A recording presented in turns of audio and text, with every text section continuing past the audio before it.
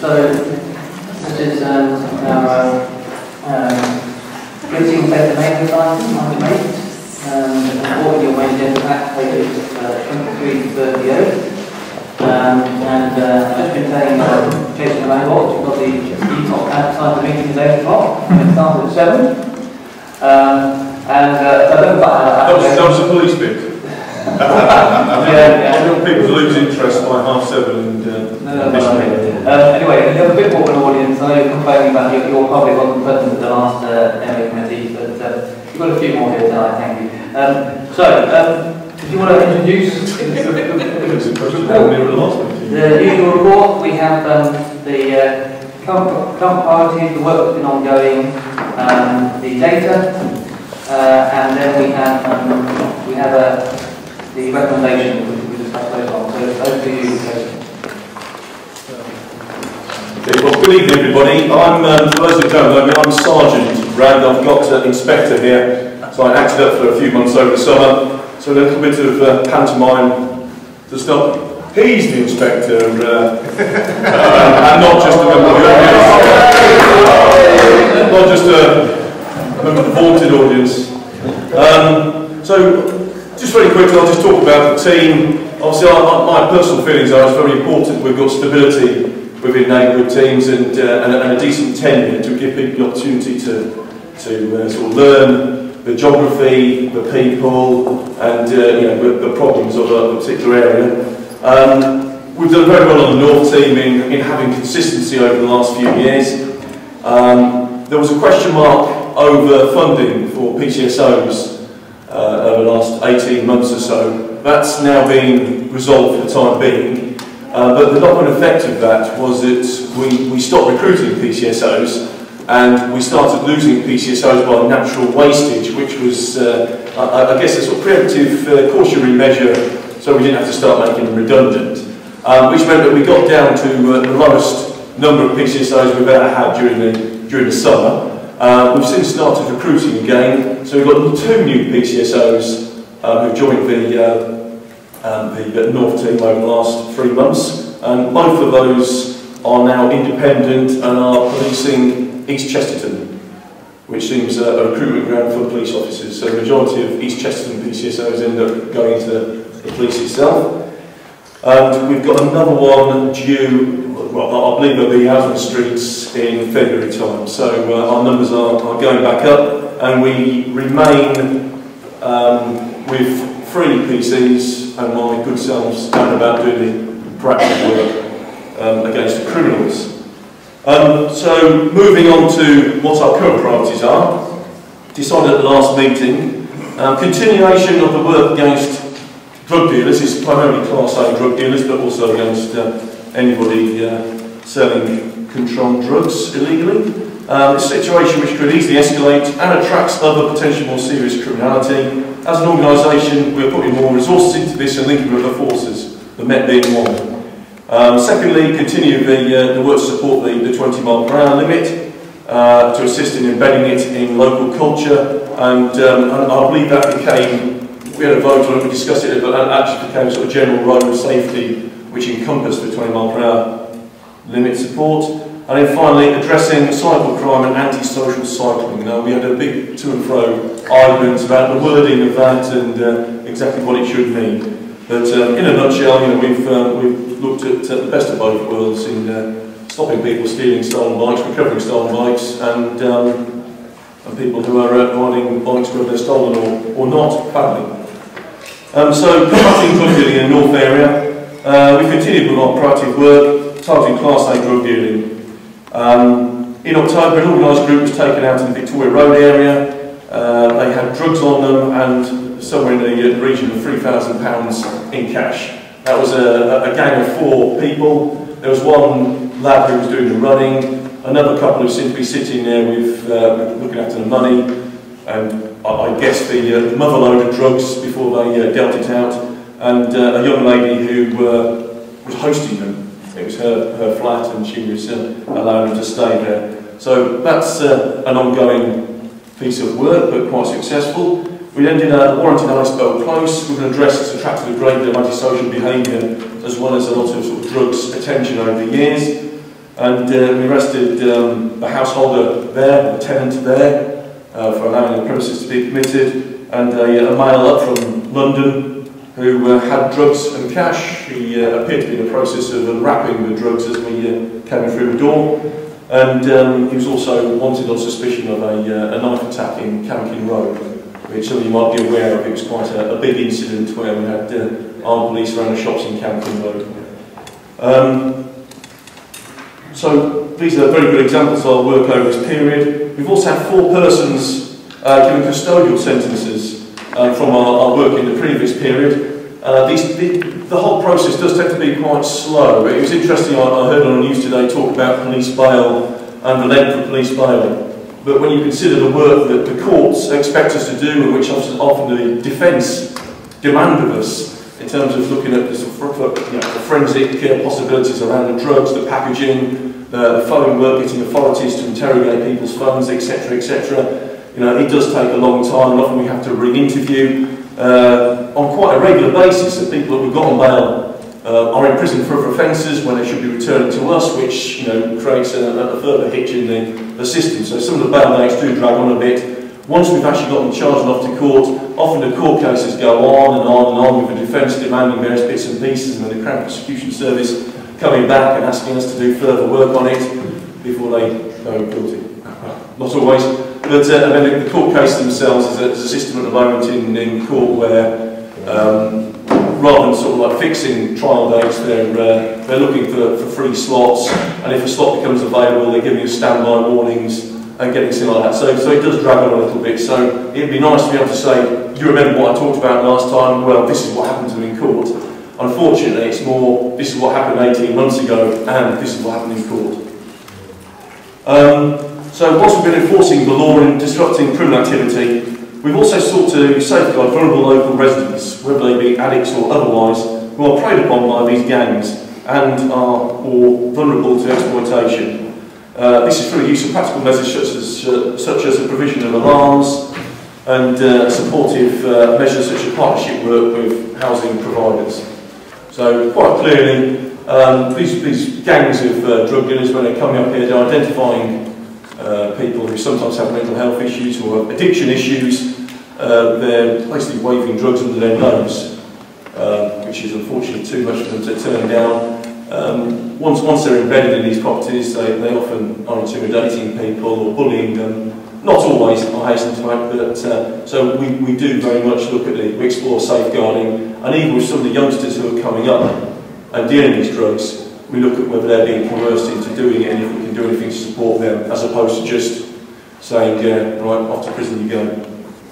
Right, continuing with the support of the 20-mile-per-hour limit to assist in budding it and various road safety issues. So we've conducted high visibility laser speed enforcement activity on a weekly basis at various locations within the 20-mile-per-hour area. We've had additional support, particularly in the Cheston area, by bidding for resources from our road policing unit, and we've supported Operation Safe Passage. I've spoken about this before. This addresses all aspects of road safety and has continued in hotspot areas around the north and also other areas of the city. We've supported this by providing our staff to do so. We've had surprisingly few complaints about speeding, even in the 20-mile-per-hour zone, and where we have had, that tends to be where we've done the high visibility laser work. Albeit there are areas where which continue to attract concern. Green End Road, Fen Road and Northfields Avenue being the principals. So the follow-up complaints we've received, and in many cases have found them to be a perception of speeding rather than actual speeding. And compliance across the 20-mile-per-hour zone is not complete, but we're seeing reduced speeds as a community and visitors adjust to the new speed limits. And we continue to work with our partners, including members of the council, and local interest to achieve safer roads locally. The final priority then was addressing cycle crime and social cycling. So as with drug dealing, cycle issues are a citywide problem, and other teams have also prioritised this work. Together with the East team, we've carried out 2 warrants in relation to the handling of stolen bikes and have arrested 5 individuals. We've recovered 3 stolen bikes as a result of proactive targeted stop searches and have been able to return them to their owners. Now, 3 stolen bikes being returned to owners doesn't sound like very many, but the problem we have is identifying the stolen bike as being stolen. Quite often serial numbers have been ground out, or the loser hasn't made a note of the serial number. Often the descriptions are very poor, and it might be that some of you in here own a bike, and if I said to you now, well, you know, okay, give us a detailed description of your bike, you might struggle. So quite often we just get a black mountain bike, which is not used in ornament, and we recover bikes which are undoubtedly stolen, but we just cannot match them to, you know, even doing quite wide searches of our IT systems, looking at other geographical areas. It's very difficult, so Free is a success. PCSOs in the North area team have been active with the Lights Instead of Tickets lit campaign. Hopefully you're aware of that. It's always advertised in the local media, which targeted various antisocial cycling offences. 304 tickets were issued and 151 words of advice provided between the 27th of October and the 22nd of November. Arby Road, Milton Road and Mitcham's Corner were our areas of focus within the north. And while the focus campaign was finished, lit remains business as usual for us in the run-up to Christmas. So the current situation is difficult to qualify, but colloquially, local culture does seem to be changing. For example, more cyclists seem to have lights. Cycle crime is still pretty high. We have a couple of groups of youth targeting cycles, I suggest, on a nightly basis. So we know who they are. It's just a case of getting that little bit of an in, whether it might be some CCTV that comes back, or getting enough information from community sources to be able to do a warrant on an address. But we've got a good idea of who's up to it. And when I talk about colloquially, the culture does seem to be changing with things like lights, is when we go out and we're looking at stopping people, whereas a year ago or 2 years ago, you'd be stopping virtually every second rider. Now, we can stand in the road for, I've stood in the road for nearly 40 minutes, and every cyclist that's gone by has had lights. So things do seem to be changing, but don't quote me. So proactive work. Linda's going to talk about some proactive work that the council's done often alongside us.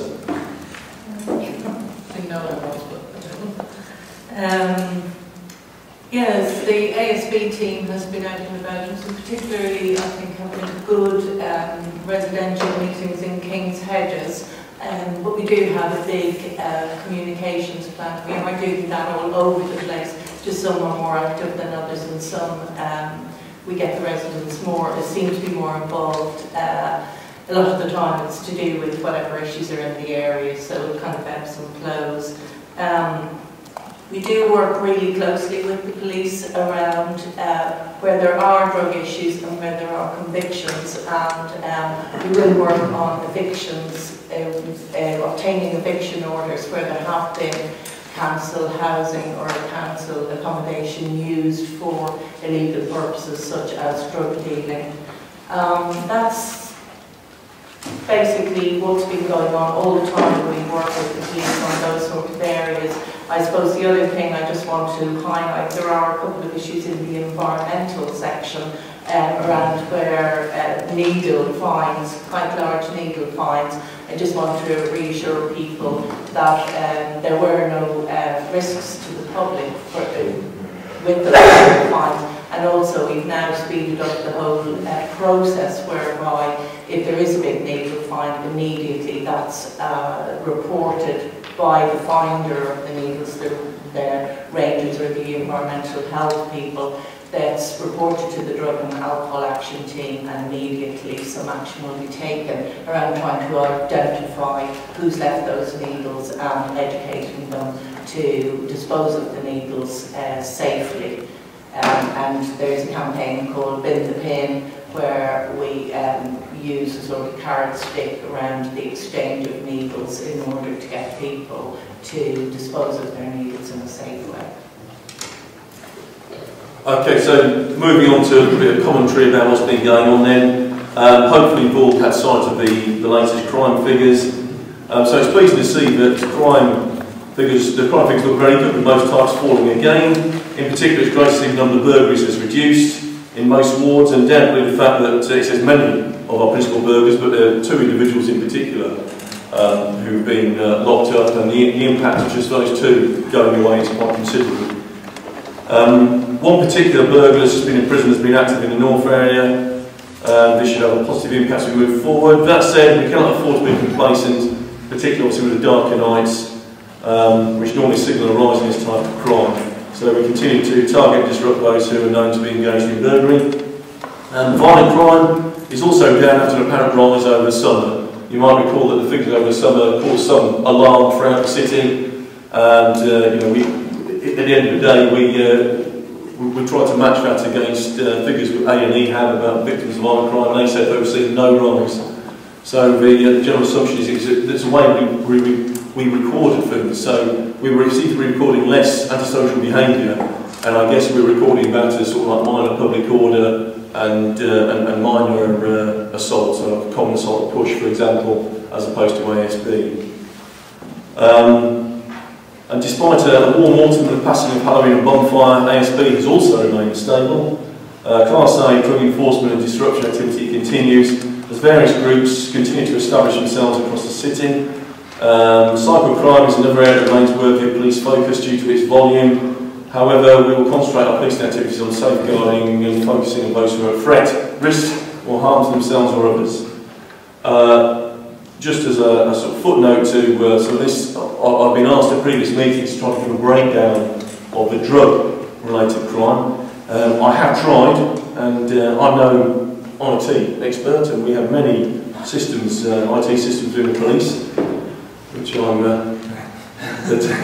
familiar with. I've been able to break down some cannabis figures, so this is just for the North area.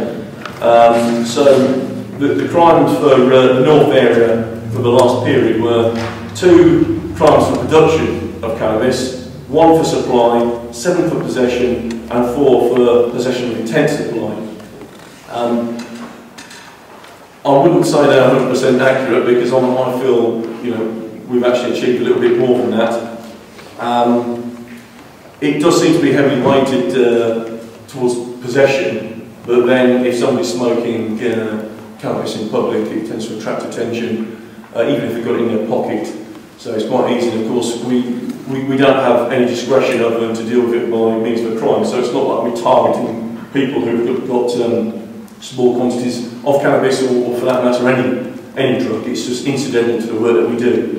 And you would be surprised perhaps in terms of some of the charging decisions that come down from CPS, for example, the quantities that people have on them, which if they've stuck to their story about it's just for my personal use, and if we have nothing else to support supplying it or anything, we end up with possession as opposed to a more serious offence. So it perhaps doesn't tell the true picture, but I think the 4 PWITs in the 2 production, you know, that's quite a good measure of the work we do around there. In the last 2 weeks, we've taken a considerable amount of cannabis off the street. In the first instance, I was walking around Chesterton with the housing officer for the area. She mentioned there had been complaints about a house smelling of cannabis. Indeed, as we walked up to it, it was stinking of cannabis. Knocked on the door, the lady opened the door, it smelled even more of cannabis.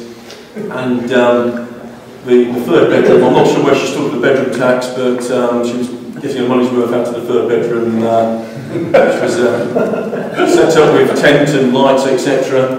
And it was almost an afterthought, but somebody glanced into the lounge where there was another fine crop of cannabis plants. And then 2 nights ago, we happened to just walk along a corridor, smelled some in some flats, smelled some cannabis, sort of like sniffed at each doorway as we went along. Sometimes we carried it until we came across the doorway where there was a lady smoking cannabis. I'm not sure why she just didn't go back inside her flat. Strange men walking up the corridor sniffing at each doorway. Having got into her flat with her, there was more cannabis in there, sets of scales, etc. So that's the way the cannabis, that's the way it tends to work, is you just follow your nose.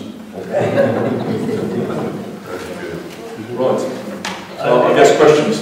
Yeah, thank you very much, Jason. And yes, I said earlier before you got here that we'd like to have drug-related offences as a separate column of the report in the data, but the report on cannabis was very interesting. Better than the figures on. Yeah. The problem is the system we actually get these figures on does not break down into, so it becomes quite difficult to do anything different with those figures. Yeah, well, if you can make some consistent investigation and maybe possibly facilitate a breakdown for the next meeting, that would be really helpful. But I appreciate that. Any questions and comments on the report? I did have Count Price first of all. Then okay, yeah, fine, yeah. We've got who's yes, right, yeah, we've got me, gentleman first of all. Then Mr. Sargent, Mr. Taylor. Hello, Jason. Yeah. Jason, how long have we residents got before they're burglars back on the streets? I'm not exactly sure. I think we've got 2.5 years, the guy I'm thinking of anyway. And of course, while you're in prison, you've got opportunities to reduce that sentence by various means. I'm not sure exactly how the various impact factors work in terms of either reducing or not allowing you to reduce the size of the sentence. So it would be difficult to say, but I mean, I don't think we're safe for at least 12 months. I mean, if you read the cases you can use, they tend to be at the court to report on the court outcomes, and they probably give you a better flavour of who's getting what. But as I say, unfortunately, it's never that clear cut, because somebody can get a 3-year sentence and then come out after 18 months. Okay, thank you. Simon. We'll come back, Jason, to cycling on pavement, which is still a big issue for people on the doorstep. And to such an extent that quite a few people are very scared to come out of their houses, especially if you've got hedges and that sort of thing, and they see cyclists riding along at a very fast speed. And if they tackle the cyclist, obviously they get the abusive language and other things. But also we've got the problem, say, in Milton Road down towards Missions Corner, where the cycle lane and the bus lane are quite often blocked. Yeah, I'm seeing 5 cars parked in the bus lane, and with the building work going on at 1 Milton Road behind the Portland Arms, we've now got cars parking on the pavement and in the cycleway as well. How closely do you work with the parking people at the County Council to address some of these issues? Because at the moment, we're trying to encourage people to cycle on the road, but the provided space on the road is often not available, and people are being pushed out into the main flow of traffic, or trying to go out and divert themselves around cars and things like that. I must have known you were going to ask that question, because only last week I stopped seeing a car parked facing in the wrong direction, opposite the shops at the bottom of Milton Road in the bus lane. I parked my car up. I got out, I walked around expecting someone to rush out of the shop. They didn't.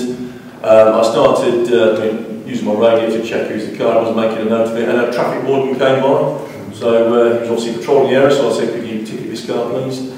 And then the owner came out with the various excuses about I've only been here 2 minutes, etc., etc. So on that occasion, somebody was ticketed for it. Obviously, I was there doing my job, and the traffic warden was doing their job as well, so and we work closely together.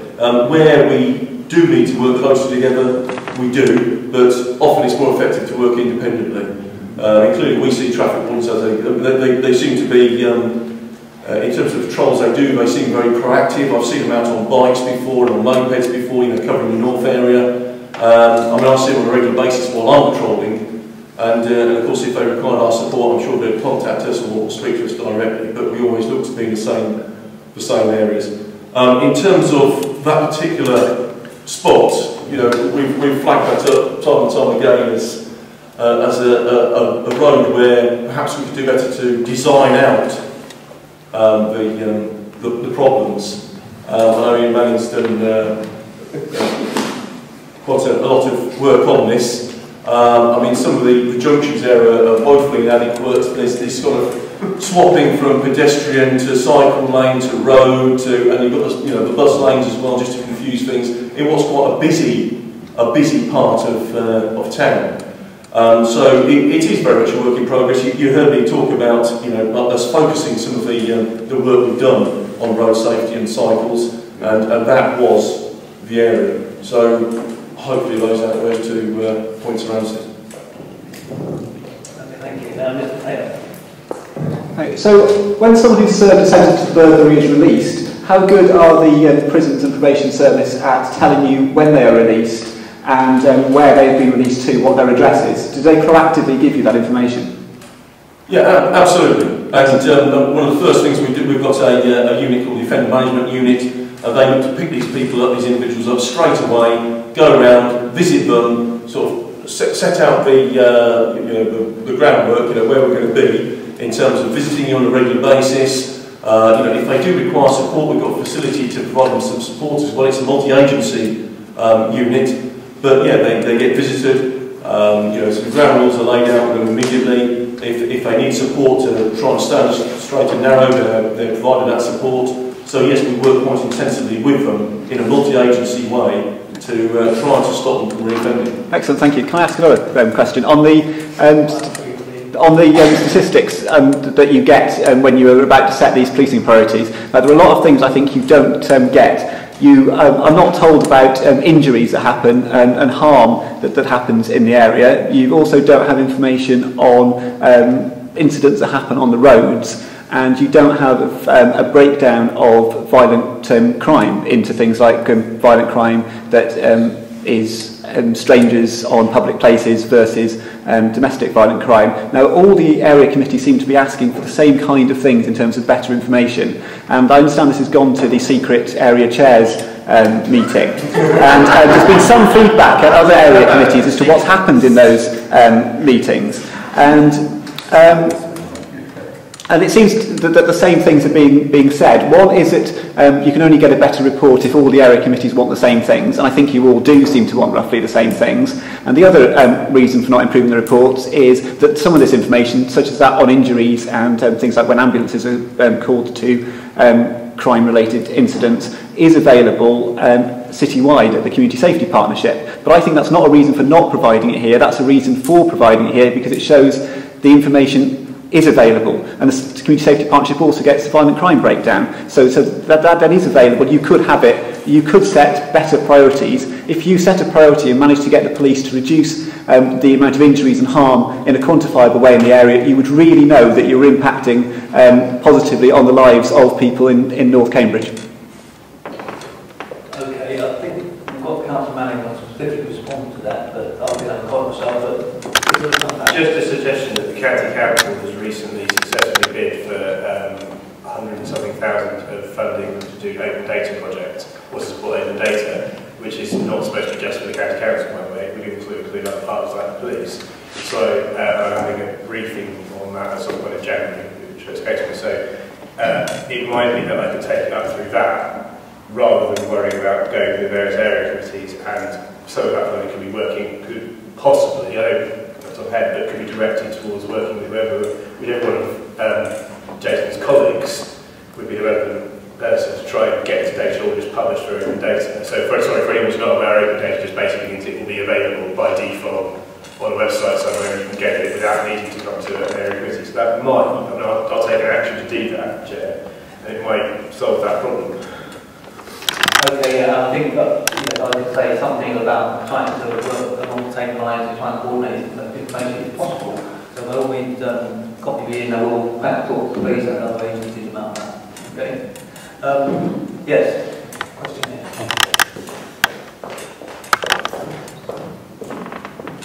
Yes, I just wanted to endorse what Mike Sargent said about cycling on pavements. I use Mitcham's Corner a lot, and it is frankly very difficult sometimes to understand from the markings on the pavement what's legal and what is illegal, where the cycle lanes cease, where they begin, but having cyclists coming up the road towards you when you're going down the road alongside the left. On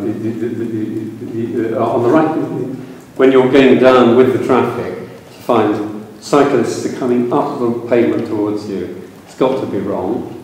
And it's all along that frontage, and it's also around quite a lot of Mitcham's Corner circulatory. And I can see it's a big problem for cyclists to be on the road, actually, because it's quite dangerous there. but the pavements seem to have become pretty chaotic. I was just wondering how often you go there. I've seen your team there once at night. Once a night? Yeah. In force. In force? Yeah, taking people. We're there every day. We're there several times a day in one guise or another. We're not necessarily just addressing the cycle, but I mean, as we're going about our normal duties, like the incidents I gave, I was just on my way back into the station. I saw the guy parked in the bus lane, and I dealt with it. As we go about, if we see cyclists on pavements, we will, if it's safe for us to do so, and it's possible for us to do so, we will stop and address it. So we do it incidentally anyway. Obviously the PCSOs are out on foot in the area as well, so they'll play a part in doing that. I mean, I've seen a PCSO, stop a cyclist on a pavement with a whistle, and give them a talking to about cycling on pavements. But I think I keep using the word culture because I think it's just the behaviour of everybody. The whole way cyclists, road safety interact throughout Cambridge. The signage not being clear, the switch to road to pavement, across into the roundabout at Mitchell's Corner, it does make things confusing, and you can almost understand why people end up on the pavement, or pedestrians are are frightened of moving around the area. So I mean, I say it's not something we can do. We can't redesign them, but we can support others who are trying to do so. Sergeant, did you want to quickly come back on that point then? No, it's a separate issue. Okay. I would say, by the way, I've worked with the RV PCSOs on then liaising with the county council about remarking signage and lines, lines in particular, outside RV primary schools. So it's quite possible to liaise with police officers in your local area, councillors can then contact the highway officer and get signage removed, but certainly road marking, school signs, cycle lanes, and get them remarked. Could you repeat that again? Because I heard RV school. Yes, so I was just saying, outside RV primary school, I was asked by RV PCSOs, could the lines, the school warning lines and the cycle lane outside be remarked, be repainted? Which they did, which I then liaised with the highway department and got that done. So I'm just saying, you can liaise with your local police officers, county highways, and get signage and line remarked, redone. Have they done it? Yeah. It's the wrong way. No, the yellow marking school warning signs have got incredibly worn, and I'll ask to get those remarked. I'm just saying that's an example of what can be done in liaising with the highways and the police to improve the situation. Sorry? Who do we input to then? Well, you're talking to us, councillors. Right. You ask for councillors in your local patch to liaise with the highways, liaise with the police if you want signs and lines remarked and so forth. Okay, I have questions from councillors. Councillor Price and Councillor Sarris, Councillor Austin, Councillor Dick, Councillor Manning, Councillor Smart. Councillor Price. Thank you, Chair. Jason, look, in spite of the nasty incident that you mentioned on Campkin Road, and taking into account what Mr. Taylor said about not being able to, the statistics aren't broken down into what sort of violent crime and what sort of harm. Looking across, and I'm just going to do the King's Hedges bit, so King's Hedges Ward councillor here.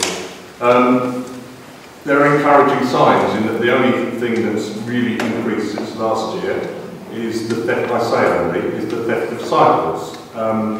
Everything else has reduced, or at least remained as it was. We've got one thing I'd like some input on, Jason, is that it's the skate park on Nuns Way Rec, where I'm given to understand that a lot of the youngsters who it was that approached us as councillors in the first place to have this skate park built are now afraid to go there. The parents are not letting them go there because there is drug-related activity going on in the area. one parent spoke to me and said that the police were aware and were doing something about that. I just wondered if you've got any updates on that for us. Yeah, you're talking about Nuns Way Rec, which is just behind the shops on Camkin Road. Yeah, the back end of the summer, a group of youths started building up. They were causing problems outside the shops. They were then going around into the sort of secluded areas of the park, of the rec. There was a suggestion that certain cannabis was being smoked. There's a suggestion that a couple of the ringleaders were dealing in cannabis as well. There were a number of issues about social behaviour and some thefts, which we believe were committed by this group. When we became aware of it, it was already starting to get darker in the evenings and stuff like that, so people were less inclined to be hanging around in these areas anyway. We've dealt with a couple of the youths, and I believe 2 of them are still on bail now for theft offences. We carried out a number of cannabis searches of the youths, unsuccessful, but nevertheless, it puts them in a situation where they've got to be very wary of their activity, so it's not like they're controlling the park. And on the occasions when I've dealt with them, they were very much surprised by the police turning up. I think it did give them a nasty shock. And I'd like to say that the situation has improved considerably, albeit obviously with the cold weather coming in, the darker nights, that does make a big difference as well. I guess we'll see, as we move into the springtime, when we've sorted the problem out or not. Okay, thank you. I've got 5 councillors who want to speak. I've got one more item to get to this evening, so if you could just keep your points brief. I've got 6 councillors who want to speak. If you could keep your item brief, and if you do need to sign on the recommendation for the ongoing priorities. Councillor Sarris. First of all, I'd like to thank the work you've done on the sites of lights and speeding in East Chesterton. I've seen the teams at work and it's been very gratifying for residents. But from those areas where, as you say, there's still clearly an ongoing problem with speeding, around Greenhead Road, on Fen Road, what's the strategy for moving forward? I mean, before I raised an argument for having fixed and visible cameras pointed at those at the level crossing and also the corner Greenhead Road. Is there a strategy moving forward to address the speeding there? Second issue, I know the legal framework isn't helpful, but I'm still inundated with complaints from residents about the laughing gas related issues around the Garpiers. Is there anything that can be done about that? Can we have some more police visibility there to at least deter those who are drawing the kids around?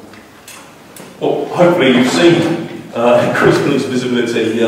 We've been prioritising it quite heavily, that area. Not only that, but I've been bidding on a weekly basis to have extra resources from, for example, the road policing unit, attend that immediate area, and I've been tasking, where we haven't been working a late shift, I've been tasking the 24-hour reactive shifts to attend the area as well.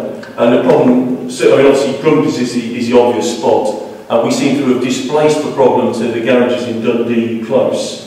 So we've been going down Dundee Close as well. I haven't seen anything, touch wood, over the last week. And there's obviously been an overlap between complaints and yeah, there are some problems on the Cable Industrial Estate down Fen Road. We've included that in our patrols. I think a lot of the driving is antisocial driving as opposed to speeding per se. But still, it remains the same. It's a big road safety issue. Time and time again we've prioritised antisocial driving in areas of Chesterton, and it does appear to be the same group. You might remember a couple of years ago we used section 59 of the 2002 Police Reform Act, and we seized a number of vehicles, gave people warnings in the first instance. If they breached that warning, we had seizing vehicles. That seemed very successful, but I know this meeting raised a number of queries over that, if there was no right to appeal, etc.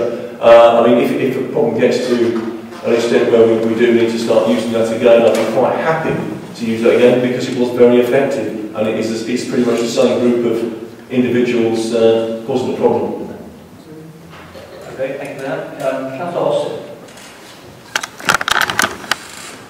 Hello, this may be possibly related actually. It's a resident. We've had in West Chesterton, we've had a few residents concerned about speeding vehicles, mainly coming from the more main roads,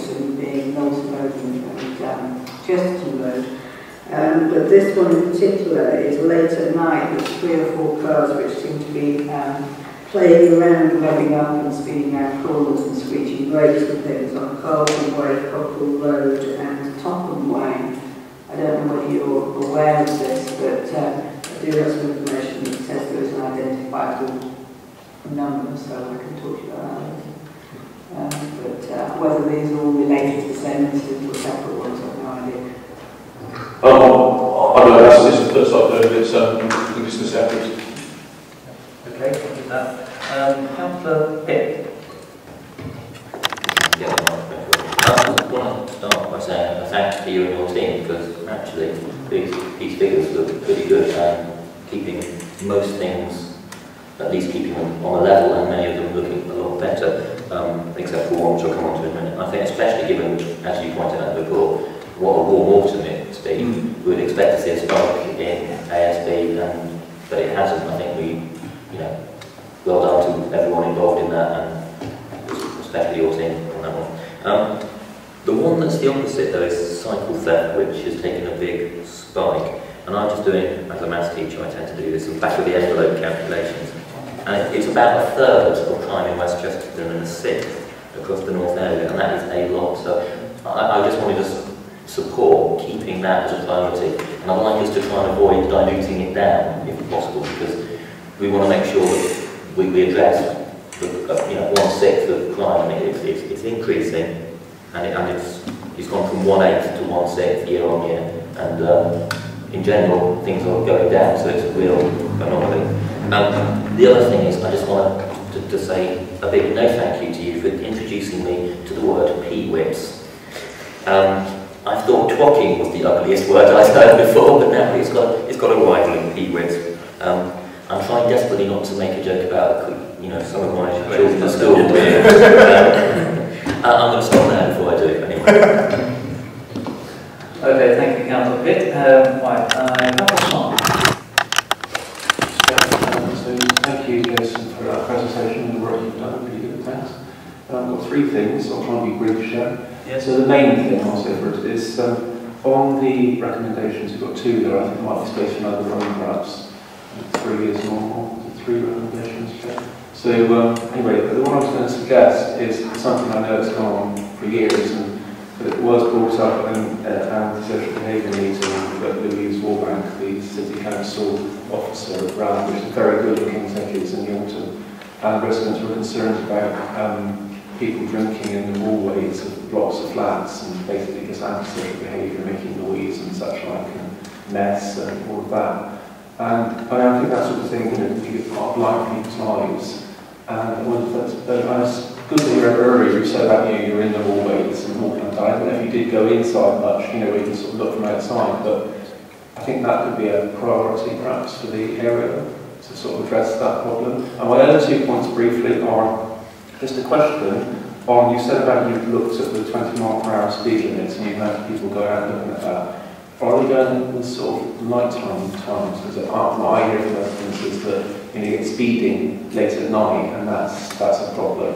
And finally, because I'm the City Council lead councillor for cycling, I have to just address the thing about shared use pathways. And I've been talking to other councils about a project this week about shared use, and just earlier today I got off a conversation with Mike Davis, County Council, about shared use, and it's quite a pertinent point. I think I'm pleased it's come up tonight, and if anyone at this meeting wants to sort of share with me any thoughts they have on that, then I'll be more than happy to have those. And because I think you've taken a bit of flack on that, Jason, but it's not your problem. The fact is that the Cambridge County Council have a policy of shared use often, and I think when I moved to Cambridge 20 years ago, I was surprised that people cycled on pavement. It wasn't so much of a problem then, but it is now, and it's become an increasing problem to the extent that it's like the thing to do to cycle on the pavement, and disabled people, children, prams, we can't all be there. And I think maybe there might be a case for stepping back from this policy of moving more and more bicycles onto the pavements, but I'd be keen to hear from residents about that. So. Okay, thank you, Mark. don't know if you want to comment. Well, if I just answer on your suggestion of priority, I would say no. I mean, when we get a situation, if people complain that they've got kids smoking cannabis or drinking in the stairwell, then we can go and deal with that. You know, it's not something that we need to prioritise over a period of several months. I mean, I'd like to think that as soon as we've identified there's a problem there, we can address it within a few days.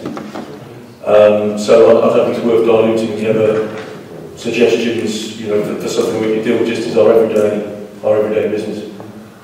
And sorry, what your second point was? The question was when you look at the speed limits starting at 25 miles an hour, are you doing it basically in the daytime or you go out at night time as well? Generally, the answer is no to that, and the reason being, so for Green and Road with the schools and the nurseries, etc., we try to hit it at times when, you know, we want to accentuate the impact on public safety, have the most, you know, the widest possible audience to see us doing that, and of course that public reassurance of us being there at a time when people aren't picking up little children. So that's the time we tend to do it, is school or leaving time. And most of the busiest areas where we get the complaints of driving are in areas close to schools, you know, therefore that's why we target them at those times. Okay, thank you. We have two more councils and we'll have to draw it to a close. We have to do our recommendation that we do have the final item of the agenda to get to. So very briefly, Councillor Manning and then Councillor Scott. I was just wondering, with all these things you're seizing, can you sell them?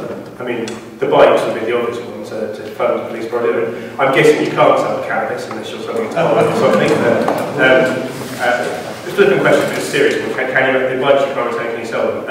And just the other thing I was going to say, I understand that you will be carrying on 20-mile work as kind of business as usual. I think it's probably quite important as a committee we set it as a priority purely because if we were to take it off and then next quarter we get an increase, the public perception will be incorrectly that the police didn't do anything. So to purely, I mean, not saying we're not going to do it, but I think it might be important to leave it on there as a priority if the rest of the committee agree. Just for public perception. But I'm just interested, can you sell these bikes and can you sell them? Okay, thank you, suggestion. We'll come to the recommendation shortly. Yeah, but yeah, we do have police auctions. I'm not sure the exact mechanics of the auctions, but yeah, some of these bikes are sold. I couldn't give you details on the time scale of when and how they're done and what money comes back in. But yeah, we do that, and we do get under the Proceeds of Crime Act, where we're seizing money from drug dealers. Once it's gone through a court case, Cambridgeshire Assembly do receive a small amount of that money back. Okay, and Councillor Scott. Thank you. I'll have to add my thanks to the general chorus. Thank you very much, particularly in relation to the lights on bicycles. For people who are walking early in the morning and in the evening, it's absolutely evident that this is a significant change. And also on the drugs. I have a resident in Milton Road near Herbert Street and George Street who's raised this with me continually, but he hasn't raised it lately, so perhaps there's been an impact, which is good. But two particular issues. First, may we seek the police support in getting the signage and road markings back on the road in Carlton Way and in Milton Road, particularly near Arbury Road, because residents do raise this as a continuing problem, that the cycle markings are not clear, and therefore if cyclists are on the footpaths when they shouldn't be, it's actually really not their fault. So support on that would be very good to take to the council. And secondly, Councillor Bird asked us to raise with you the problem of the East Chesterton moped offender. I spoke to her earlier. Oh, did you? Yeah. So that's fixed. Thank you, thank you. Okay, thank you. We also move to the recommendation on page 32. We have two already prepared for the police. That's continuing work against drug dealers and continuing to cycle theft. We have a suggestion from Councillor Smart about tracking access behaviour related to hallways, stairwells and so forth. That has been an issue in Albury in the past, taken forward, for example, but I appreciate there was perhaps specific incidents that the police can then react to and not necessarily technical point, but perhaps that would not be applied in the North area per se. We've had one other suggestion that has to continue with the work regarding 20 miles per hour. And unless you've got any other suggestions, then we'll go with those three. Is everyone happy with that? There were four? No, I'm saying, well, unless people want to have a vote on the hallway stairwell. Oh, sorry, I misunderstood. What I'm saying is, what I undertook the conversation was, given Jason's response that was not. I misunderstood, Chair. Therefore, we have continuing work against drug dealers, continuing with cycle theft, and continuing action regarding things like that. I'm happy to put a vote just to agree that. All those in favour? Please thank the councillors. Okay, thank you. Okay.